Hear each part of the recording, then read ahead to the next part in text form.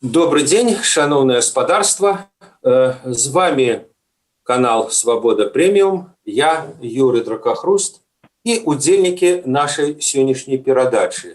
Политологи Татьяна Чулицкая. Татьяна, добрый день. Добрый день. Так само политолог Вячеслав Бобрович. Вячеслав, привитание. Добрый день. И шеф-редактор газеты «Наша Нива» Андрей Денько. Андрей, привитание. Тема нашей сегодняшней гутаркі – гэта папярэднія вынікі беларускай рэвалюцыі. Я попрошу гледачей не чапляцца да слова рэвалюцыя ці пратэст ці падзеі 2020 года. Усім зразумела, пра што ідзе размова.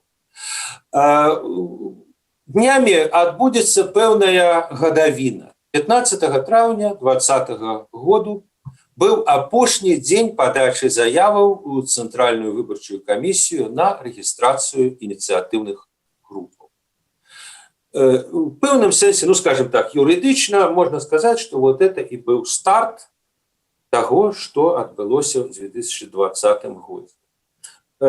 Давайте адразу вот такое, можа, палітыка-філасофскае пытанне. Татьяна, з таго, што адбылося потым, мы тады, дарэчы, все памятаеце, размаўлялі, а будзе плошча, не будзе плошча, як яно, а вот паўторыцца 10 ці 15 год. Не паўтарылася нічога. Але наколькі вот тое, што адбылося потым, было перадвызначана тым, што Лукашенко такі, як ён ёсць, Папарыка такі, беларускае грамадства такое, якое яно ёсць. Гэта сапраўды філасофскае пытанне, наколькі перадвызначана. Я, напэўна, скажу, што, на мой погляд, дакладна змянілася ў Беларусі за гэты год. За гэты год тое, што адбылася такая дыверсіфікацыя і палітычнага поля, і грамадскай супольнасці. І калі з палітычным полем, я думаю, што ўсё ж больш-менш нам зразумела, і я б нават казала не пра рэвалюцыю, калі ўж казаць пра нейкія тэрміны і канцэпцыі тут, а я б казала, што мы зараз знаходзімся ў сітуацыі такой палітычнай крызы, і яна не вырашаная, і гэтая крыза нікуды не дзелася, не падзелася. Але калі вяртацца да тых зменаў, якія адбыліся, то перш за ўсё я б казала пра тое, што з'явіліся і новыя людзі, і новыя грамадскія ініцыятывы, і ўвогуле адбылася ўсё ж такі значная палітызацыя беларускага грамадства. Да 2020 году доўгі час, напэўна, з канца 90-х, ўсё ж такі беларускае грамадства было такое дэпалітызаванае. То бок людзі не цікавіліся палітыкай, не хацелі цікавіцца палітыкай, яна іх не хвалявала. І тое, што адбылося год таму, калі моўна можам казаць, што шырокія масы прыйшлі ў палітыку ў Беларусі, гэта, на мой погляд, значная такая змена, і гэта тое, што немагчыма, і складана, шчыра кажучы, было чакаць. Але, канешне, калі мы там паглядзім, што ўсё ж такі былі арганізацыі грамадзянскай супольнасці, ўсё ж такі былі там падзеі да гэтага, то бок не то, што гэта зусім нечакана, але гэта было складана прадказаць. Мне, прынамсі, было складана прадказаць. І я думаю, што вось гэтыя змены менавіта ў грамадстве і змены ў грамадстве да палітыкі, гэта тое, што будзе вызначаць і далейшае развіццё Беларусі. Зараз, канешне, ёсць такія дыскусіі, ці стане беларускае грамадства ізноў апалітычным, але па пытанням і па тым сацыялагічным дадзеным, якія мы бачым, можна заўважыць такія тренды, што людзі, хаця яны там могуць не выходзіць праз рэпрэсіі на пратэсты, але сказаць, што яны вярнуліся ў такой сітуацыі, якая была да выбараў, я б не казала. Мне падаецца, што няма ў нас такіх сведчанняў. Вось, карацей, калі абагульняючы, то я б казала, што 2020 год і яго падзеі для Беларусі сталі такой нечаканасцю. Самае галоўнае, што адбылося, гэта такія істотныя змены і на палітычным полі, і ў сферы грамадства, і менавіта з'яўленне новых суб'ектаў палітычных, перш за ўсё, але таксама з'яўленне шмат якіх грамадскіх ініцыятываў, а таксама змены ў стаўленне самого шырокага грамадства, шырокай публікі, так можна сказаць, да палітычных праблемаў, якія ўжо больш не з'яўляюцца перыферыйнымі, незначнымі і якія там не хвалююць людзей. Напэўна, так. Вячеслав, вы яшчэ і да 20-го году шмат, здаецца, гадоў пісалі пра, як вы называлі ее, холодную грамадзянскую войну. В этом сэнсе вы, как бы это сказать, интеллектуально задоволены, что отбылося? Бо ў пэўным сэнсе, як бы высветлілася, што і сапраўды напружанне вельмі высокае, і вот яно і выплюхнулася, яно і эта холодная грамадзянская война стала, калі не гарачай, то цёплай. Смотря чем доволен или недоволен. Если конкретно вот именно данным, да, аспектом, который вы заметили, конечно, доволен тем, что гражданской войны не было. Так же, как и любой другой гражданин, я думаю, наше общество доволен этим. Хотя многие просто не мыслят в этом направлении. То есть они считают это некой выдумкой, да, что победа может быть легкой и никакой гражданской войны, и так далее. Но, на мой взгляд, вот то, что я писал до того, во время этих протестов, я увидел гораздо более отчетливо. Причем, я наблюдал, конечно, это в пространстве виртуальном, но это нисколько не умаляет достоинства этих наблюдений, потому что было видно буквально по дням, да, как нарастает этот антагонизм, как вот-вот мы уже сейчас с вами посчитаемся и так далее. То есть накопившееся, это естественно, на накопившееся недовольство за долгие годы, оно, конечно, могло выплеснуться буквально в физическом, да, выражении. Но этого не случилось, и я, собственно, писал об этом как-то, что на самом деле из-за того, что я много пишу о гражданской войне, это не значит, что она вот-вот начнется. Я как раз пишу для того, чтобы она не начиналась, чтобы мы просто понимали эту опасность. И по большому счету я на протяжении всего этого периода 2020 года я не верил, что она начнется по разным причинам. Но прежде всего потому, что система довольно сильна. И гражданские войны бывают в тех случаях, когда власть достаточно сильно ослабеет, и когда возникают сомнения, в том числе и у представителей самой власти, сомнения в том, на какой стороне быть. Вот тогда уже возникает реальная угроза гражданской войны. Потому что тогда силы, противостоящие друг другу, становятся примерно равными. Но на протяжении прошлого года эти силы равными, на мой взгляд, не были. Можете со мной поспорить, это можно предметно пообсуждать, но тем не менее, просто преимущество явно было на стороне протестующих в информационном плане. Но в плане ресурсном, в плане таком политологически, если копнуть более глубоко, равенства сил не было. Андрей, у меня до вас падобнае пытанне. Мы памятаем этот мем, які з'явіўся, дарэчы, вельмі хутка пасля 15 траўня, як толькі пачалася кампанія, як толькі пачаліся апытанні, у тым ліку і на нашай ніве, на Тутбаі, і мем «Саша 3%». Ужо потым, калі пачаліся пратэсты, калі пачаліся сутыкненні ў жніўні, таксама такая думка была папулярная, што на тым баку, это АМАП с тваром, так бы мовіць, Карпянкова, а народ на этом баку. Народ, ёсць народ, і ёсць это чорныя, ці оливковые, шрифты АМАП. Это так, ці ўсё ж таки размова ідзе пра раскол, каштоўнасны раскол беларускага грамадства, беларусаў супраць беларусаў, которые тут справа не только может быть Лукашенко, он просто показник, а что мы настолько розныя, мы две Беларуси сутыкнулись, не?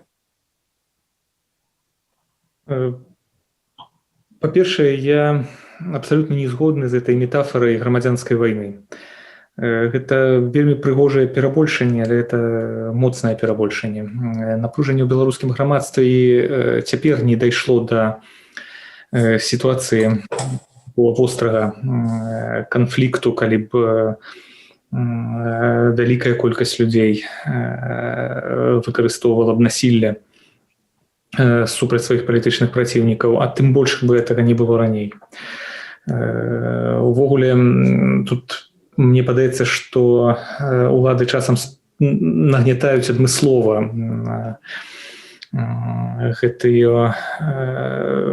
гэтае пытанне, яны падаюць сітуацыю так, нібыта тут ёсць нейкая ўжо тэрарыстычная барацьба супраць улады.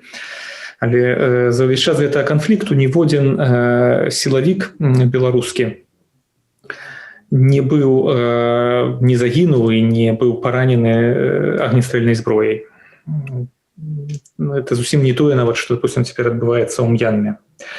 Што да там 3%, 30%, я хочу нагадаць прыклад першых свабодных выбараў у краінах савецкіх сатэлітах, калі яны вызваліліся з-пад савецкага кантролю. І на першых свабодных выбарах у Германскай дэмакратычнай рэспубліцы, у Чэхіі, у тых краінах, дзе, здаецца, і ранейшы рэжым быў цалкам дыскрэдытаваны, дзе сілы апазіцыі былі моцныя, дзе як бы было каждаму зразумела, што гэта канец сістэмы. У выпадку Германскай дэмакратычнай рэспублікі вось яны ўжо у Федэратыўнай рэспублікі Германії уступілі, дарогі назад няма. І на тых выбарах партыі былога рэжыму, гэта значыць партыя дэмакратычнага сацыялізму Германіі і камуністычная партыя Чэхіі, Чэхаславаччыны тады, яны атрымалі ад 15 до 20% галасоў. На свабодных выбарах, дзе было зразумела, што іх час сышоў, 15-20% насельніцтва галасавалі за іх. І гэта натуральна, тому што у іх ёсць свае ідэалогіі, ёсць свае прыхільнікі, і вялікая частка тагачаснага грамадства ў тых краінах, якая была уплеценая ў гэтую ранейшую сістэму, агентура Штазі, агентура чэшскай бяспекі, номенклатура, часткі апарату, людзі, якія баяліся, з тых ці іншых прычын галасавалі за гэтыя партыі. Нават там это было 15-20%. Так, у Беларусі відаць гэты крах сістэмы, якім для нас з вами ўжо, напэўна, ён відавочны. Так, што вот яна ўжо пацярпела паразу, толькі пытанне цяпер, калі гэта яна зразумее, калі гэта стане выліецца ў яе сыход. Ён яшчэ зусім невідавочны для многіх людзей. Але пытанне для мяне пытанне, ведаеце, пры дэмакратыі нема розніцы па вялікім рахунку, так, за те галасуе 3%, ці за те галасуе 49%. Але калі за те не прагаласавала 50%, ты мусіш сысці. Таму вот як бы розніца 3-49, яна не важная, так, важна за каго большасць. Это і каштоўнасны раскол, так, вот тут то пытанне цяжкае і драматычныя для Беларусі, таму што у Чэхіі, калі ўзяць, і што яны галасавалі за кампартыю Чэхіі, яны бачылі, ў прынцыпе, сваю Чэхію розніца паміж бачаннямі будучыні Чэхіі, паміж у вачах людзей, якія галасавалі ў 90-м годзе, 91-м годзе за кампартыю Чэхіі і за грамадзянскі форум, яна не была такая вялікая. Тады як у нас у Беларусі сапраўды мы маем справу у тым, што у нас як бы две нацыі ў адной дзяржаве. Так, ёсць людзі, якія папросту сабе дагэтуль не прымаюць незалежнасці Беларусі, якія не лічаць Беларусі за нацыю, які хочуць ліквідацыі беларускай дзяржаўнасці і растварэння яе ў Расіі. І побач ёсць Расія, якая таго самага хоча. Так, ніводная іншая краіна не прэтэндавала на тое, каб уключыць у свой склад Румынію, Балгарыю ці Чэхаславаччыну. А у нас ёсць побач не імперская дзяржава, якая вот як бы хацела выкарыстаць гэтую сітуацыю. Гэта страшная справа, і над пераадоленнем гэтага расколу цяпер трэба працаваць беларускім інтэлектуалам, у тым ліку журналістам і дзяржаўным чыноўнікам. Если позволите, вот, может быть, пару слов. Андрей говорил про гражданскую войну, да, я как бы вот не согласился бы и уточнил кое-что, если нет. Да, конечно. Да? Но, на мой взгляд, просто вот мои коллеги и тех, кого я слушаю, часто собеседники, мне кажется, не совсем понимают всю серьезность этого кризиса, особенно сегодня, когда вот сам по себе этот термин «гражданская война» взяла в вооружение государственная пропаганда. Понятно, почему она его взяла, потому что он яркий, да, и его как бы как тут не взять. Но безотносительно к этому, на самом деле, эта проблема существует, и я об этом писал до 2020 года, мои вот все знакомые могут сказать, потому что это самый неблагоприятный сценарий развития событий в будущем, как я говорю. И я замечал, что из моих коллег оппозиционно мыслящих большинство не понимает опасности. То есть, конечно же, сегодня, как говорит Андрей, гражданской войны ее нет, и мы, если бы она была, мы бы ее видели. И на этом, в общем-то, происходят спекуляции многие. Конечно, слава богу, нет. Но это не значит, что ее не может быть. И для того, чтобы понять это, нужно, во-первых, как вы правильно поставили вопрос, Юрий, четко ответить на вопрос, есть ли раскол в белорусском обществе. Существует ли два, на самом деле, а не одно белорусское общество. И далее, следующий вопрос, можно ли этот раскол каким-то образом преодолеть без гражданской войны. И я считаю, что возможно это со стороны оппозиционных сил, но прежде всего при осознании опасности гражданской войны. Потому что если мы по-прежнему не будем осознавать этой опасности, то тогда как раз вот она тогда и грозит. Потому что если мы говорим, что раскола нет, и будем пытаться как-то реализовать, в случае, скажем, прихода к власти, да, какие-то сценарии, не учитывая вот этого раскола, вот тогда-то как раз во всей красе. Вячеслав, я вас перепыню. Вы вельмі цікаво сказали, что оппозиционные силы повинны что-то там усведомить. Да. Только яны. А другі бок ничего не повинен усведомлять. Бо картина такая, что оппозиционные силы, может не все, але принамсі команда Тихановской, якая, хіба не самая уплывовая сила. Яны як мантру паўтараюць: мы за дыялог, мы за перамовы, мы за і гэтак далей. А другі бок, вы ведаеце, што яны говорят. Что вы злачынцы, вы террористы, вам справа в турме, а не за столом перамоваў. А вы предъявляете претензии менавіта таму боку, які, хай фармальна, хай не шчыра, не важно, але які гавораць пра перамовы. И вы им же предъявляете претензии. Это цікаво. Я предъявляю претензии тем, кто, в общем-то, считает себя более прогрессивной силой, да, и за кем будущее, условно говоря. И это будущее невозможно без осознания этой опасности. Понимаете? Затем, если власть в данный момент не признает необходимости диалога, это просто потому, что сейчас таково соотношение сил. Но соотношение сил может быть иным, и тогда власть будет в силу просто вынужденных обстоятельств идти на этот диалог. Тут расклад такой сугубо политический. Да? Есть возможность не идти на диалог, она на него не идет. Но ведь осознание опасности гражданской войны – это не об этом.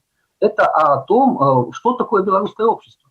И, кстати, я замечаю по своим коллегам, то есть вот по Фейсбуку, да, где есть представители самых разных политических взглядов, что из другого лагеря, тех, кто поддерживает нынешний курс, они опасность гражданской войны, кстати, осознают гораздо чаще и гораздо более отчетливо, как ни странно. То есть они на самом деле убеждены в том, что существует две Беларуси. А вот оппозиционно мыслящие говорят, что нет. Я не буду говорить, что 97%, да, но что-то около того, что 10-15 с той стороны, которые, в общем-то, будут молчать, как только власть изменится. Это не так. На самом деле существует две Беларуси. И нужно будет думать, как им примириться. Но не в том ключе, наверное, как говорит Андрей, что одна часть выступает за независимость, а другая часть против. И, естественно, напрашивается такой вывод, что ту часть слушать не надо. Вот что мы слышим в этом? Не надо ее слушать, она не понимает. На самом деле есть две части Беларуси, которые выступают за независимость, но понимают ее по-разному. Вот так.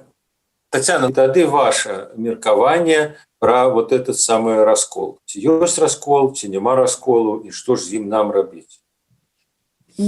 Я, конечно, пагажуся, что раскол ёсць,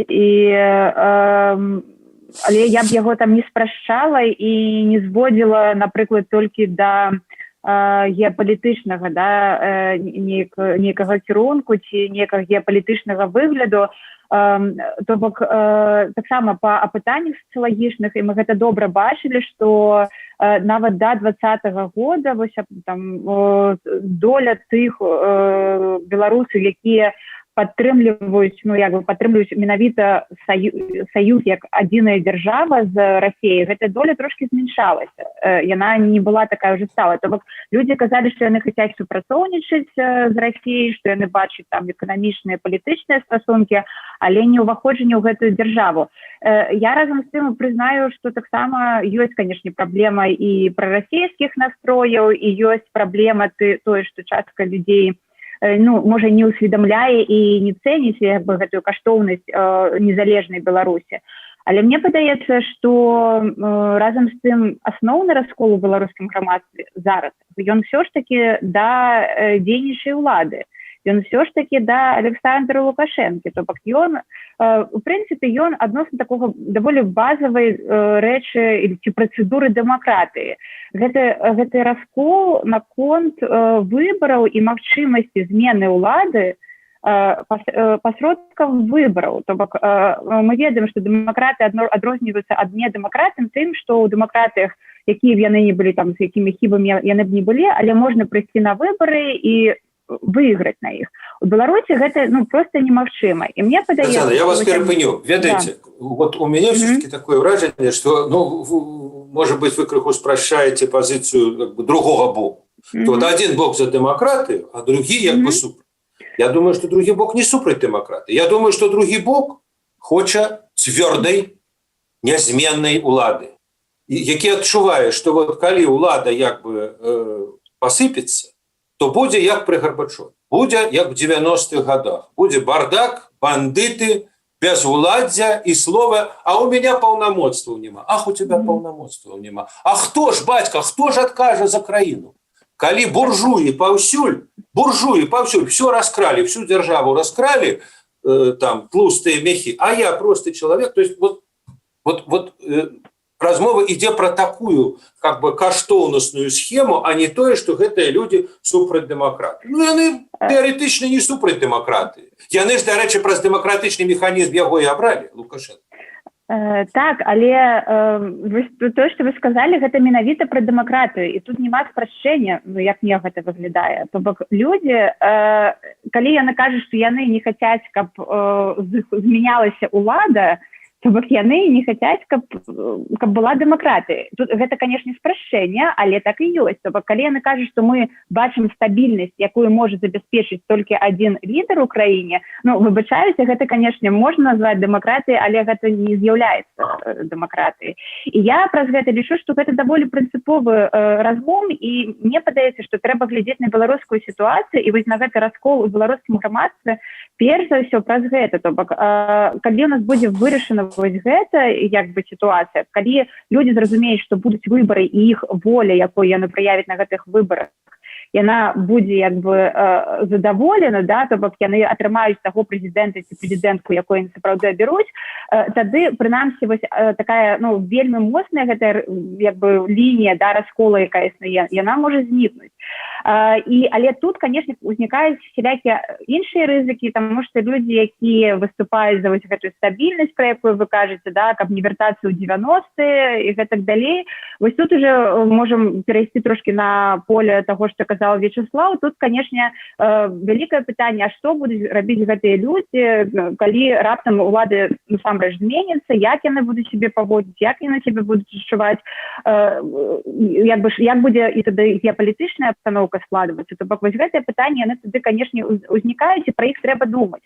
Але калі вось звяртацца да таго, што адбываецца ў грамадстве, я б сказала менавіта пра гэты вось такі палітычны, перш за ўсё, раскол, нават не столькі культурны, не столькі раскол свядомасці, сколькі раскол менавіта гэты палітычны і такі дэмакратычны і недэмакратычны.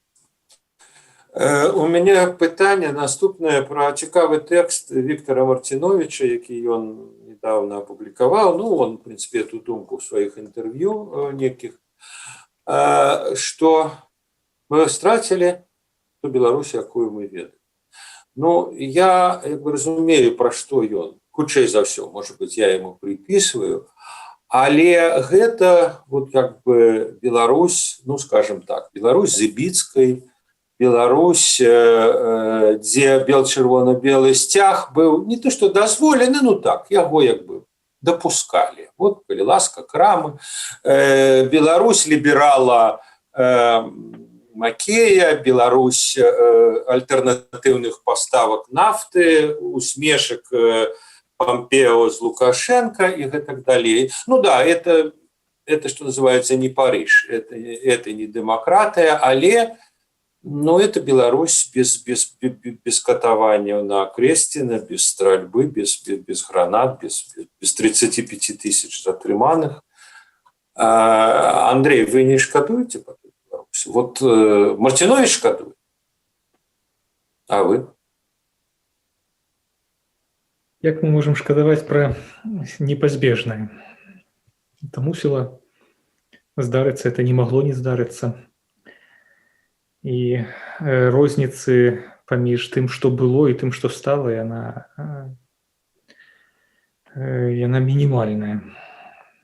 Мінімальная. Людзей раней катавалі, толькі мы, можа быць, не так пра гэта ведалі. І арыштоўвалі, можа быць, не ў такіх колькасцях, як цяпер, і забаранялі. Это все не новае. Новага з боку дыктатуры вельмі мала. Ну, колькасць мае значэнне, Андрей. Ну, вот, відаць, для Мартиновича мае. Вот, ему шкада таго свету, а вам відаць, не шкада. Ну, я просто пытаюся, я вам не накидаю сваю пазіцыю. Я думаю, што гэта непазбежна. Ад такой жорсткай дыктатуры немагчыма вызваліцца Эвалюцыі. Амерыканцы кажуць overnight. Так, такой жорсткай дыктатуры немагчыма. Чаму? Эвалюцыя і так. Эвалюцыя магчымая, дарэчы, тут прагучала слова рэвалюцыя. Рэвалюцыі у нас жа няма. Не было тыя падзеі, якія былі, это яшчэ далёка не рэвалюцыя. Вось, але гэтае вызваленне, бачыце, некаторыя людзі, асабліва схільныя да такого wishful thinking, яны, скажем так, недаацэньвалі той рэжым, тую сістэму, з якой мы маем справу, якой мы жывём. А насамрэч Беларусь ператварылася. Вот мы як бы глядзелі заўсёды гэтыя рэйтынгі, там рэйтынг Freedom House, рэйтынг Amnesty International, і ну так, там калі паглядзець, то Беларусь просто ператварылася ў адну з, можа быць, 10 самых рэпрэсіўных, адзін з самых 10 самых рэпрэсіўных рэжымаў у свеце. І тое, што некаторыя з гэтых рэпрэсіўных мераў не ўжываліся, не азначае таго, што яны немагчымыя. Все тое, што адбылося сёлета за гэты год, яно у нейкіх формах ужо было раней. Прэзідэнцкіх кандыдатаў арыштоўвалі, дэманстрантаў жорстка збівалі, ніякія законы не дзейнічаюць. Так, все гэтыя законы яны падвёрстваюцца пад сённяшнія патрэбы. Нігель нові. Вячеслав, я думаю, что вы памятаете, мы с вами учились в одних университетах, мы с вами прикладно погодки. После революции 1905 года спрэчка паміж Плехановым и Лениным. Плеханов казаў, что не трэба было браться за зброю, а Ленин казаў, что не трэба, и наступны раз трэба яшчэ больш рашуча. Вы як бы з Лениным ці з Плехановым адносна беларускай, ну окей, беларускіх падзеяў мінулага года. Вам шкада той Беларуси, которую стратил Мартинович? А магчыма и вы, магчыма мы все. Честно признаться, я вот с такой проблемой, как Мартинович, как яркой такой проблемой, которая бы волновала меня, не замечал, но я бы сравнил ее с ситуацией взросления, да, потому что в детстве действительно, ну, хотя детство, понятно, мы всегда идеализируем, там много проблем в действительности, но мы вспоминаем только хорошее. Ну вот в детстве примерно такая ситуация, которую я описал. То есть все это было на самом деле для взрослых. Вот правильно Андрей подсказывает, да, что все это было, но кто-то не замечал, у кого-то была вот такая довольно спокойная жизнь.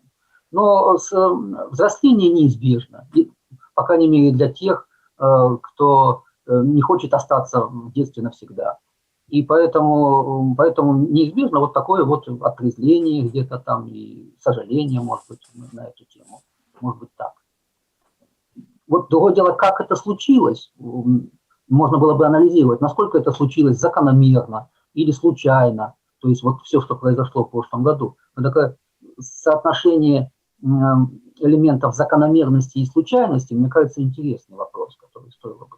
Ну, до речі, тут, мені здається, вельми цікаво, от в адрозненні, скажімо, від площі 6, від площі 10, вельмі цікавая такая рэч, што і ў 2006 годзе, ў 2010 годзе першыя асобы, кандыдаты ў прэзідэнты, гаварылі: все вырашыць плошча, ідзіце на плошчу. А ў 2020 годзе гэтага, прынамсі, першыя асобы не гаварылі. Бабарыка гэтага не гаварыў. Ціхановскага пасадзілі раней, як ён ввогуле што-то стаў казаць. Ціхановская, выступаючы па тэлебачанні, она зусім не звала на плошчу. Плошча адбылася, людзі выйшлі на вуліцы. Чаму? В этом есть действительно парадокс, потому что те, кто говорили о площади постоянно, да, это ведь, собственно, совсем небольшая часть общества, и основная масса в него не верила. И в итоге получилось так, что площадь как раз состоялась вопреки ожиданиям многих. И, как выяснилось, она возможна. Это парадоксы политики, которые действительно часто бывают, и политического сознания в том числе. Но вот сам по себе события прошлого года, они во многом парадоксальны. Вот это нарастание постоянной активности, социальной вначале, психической энергии, которая потом перерастает в политическую. Вот тут можно, конечно, поделиться тоже мнениями. У меня свое, не похожее на другие на этот счет, если спросите. Татьяна, а и ваш отказ, ці варта было?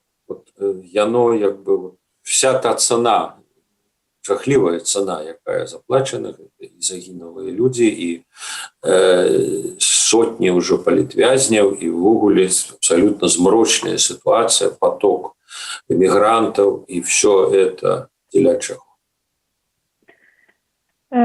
Тут, ведаеце, цяжка сказаць, варта ці не варта, бо яно не магло адбыцца інакш, я б так сказала. Яно адбылося так, як мусіць адбыцца. І я тут згодна цалкам з Андрэем, што насамрэч беларускі рэжым і беларуская дзейнічая ўлада, яна проста яшчэ раз выкарыстала ўсе свае рэпрэсіўныя інструменты, якія яна выкарыстоўвала і раней. Проста маштаб гэтага выкарыстання, ён стаў большы, ён стаў значна большы, і ён закрануў тых людзей, якія раней нават не ўяўлялі, што такое магчыма. То бок яны можа, калі-небудзь штосьці чулі пра тых палітыкаў, якія зніклі, яны штосьці чулі пра гэтыя плошчы, якія адбываліся, але гэтыя людзі не маглі ўявіць, што насамрэч адбываецца і як адбываецца. І праз гэта я тут не дыскутавала пра то, ці варта, ці не варта, яно так адбылося. І я лічу, што гэта таксама непазбежнае такое развіццё менавіта аўтарытарнага рэжыму. То бок я, у адрозненне ад шмат якіх калегаў, ніколі не думала і не думаю, што рэжым Лукашэнкі, ён будзе там балансаваць і балансаваць у той бок, што становіцца больш дэмакратычным. Ён не будзе становіцца больш дэмакратычным, праз тое, што у Лукашэнкі адзіная ідэя — гэта захаванне ўлады. То бок все яго гэтае балансаванне паміж усходам, захадам, паміж там больш рэпрэсіўна, менш рэпрэсіўна, яны такія сітуатыўныя, гэтае балансаванне, і звязаны менавіта з тым, каб утрымаць улады. І менавіта все гэтыя падзеі яны адбыліся пра тое, што людзі яны не прагаласавалі за Лукашэнку ў большасці, прынамсі тыя, хто выйшлі, дакладна не прагаласавалі за яго. Іх яшчэ потым пакрыўдзілі, калі ім сфальсіфікавалі гэтыя выбары, масава сфальсіфікавалі, а потым яшчэ адбыўся гэты весь гвалт, прычым гвалт масавы. І усе гэтыя абставіны, тут таксама, тут я спрашчаю зараз, конечно, тут шмат яшчэ чаго адбылося, але гэтыя рэчы, яны былі непазбежнымі, і, на жаль, калі Лукашенко захаваецца і ён там будзе працягваць гэтую сваю палітыку балансавання, мы ў будучыні проста будзем ізноў мець такія варушэнні, то бок большага гэтага гвалту, то больш такой умоўнай гэтай лібералізацыі, хаця гэта ніколі не была нармальная лібералізацыя, і гэтак далей. То бок тое, што адбылося, гэта даволі такое заканамернае, на мой погляд, развіццё недэмакратычнай сістэмы ўлады, якую мы маем у Беларусі. Добра, дзякуй вялікі Вячеслав, дзякуй вялікі Андрэй, дзякуй вялікі Тацяна, а нашым гледачам я нагадаю, што за тым, як яно будзе развівацца далей, пра ўжо, можа, не папярэдняе, а канчатковыя вынікі яны могуць даведацца на YouTube-канале Свабода Прэміум і в Тэлеграме Свабода. Дзякую, всего найлепшага. До свидания. Дякую. До побачення, дякую. Хочаце ведаць, што адбываецца? Апошнія навіны, жывыя трансляцыі, відэа, фота. Пастаўце на мабільны тэлефон нашу аплікацыю.